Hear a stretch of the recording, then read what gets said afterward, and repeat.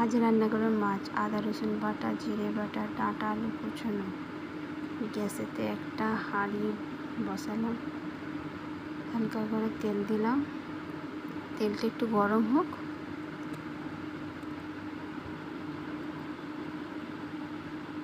পেঁয়াজ কুচি দিলাম, পেঁয়াজ কুচিটা গরম হোক। পেঁয়াজটাকে ভালোভাবে নাড়াচাড়া করে একটু ভাজিয়ে নিই।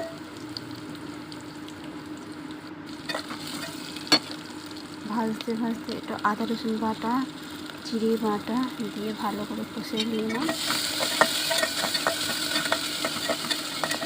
ভালো করে কষে সব মশলা, ধনে গুঁড়ো সব মশলা দিলাম।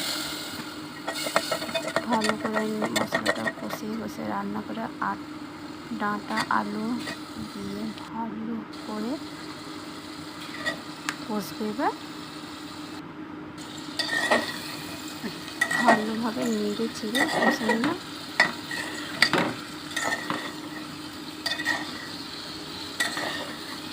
খুব ভালো করে মশলাটা কষাতে হবে, তবে ডালটা ঢাকনা দিয়ে রাখবেন কিছুক্ষণ পরে আবার এলাম।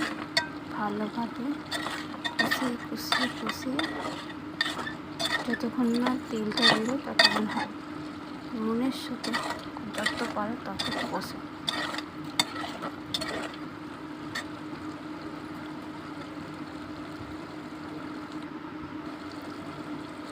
জল দিলাম,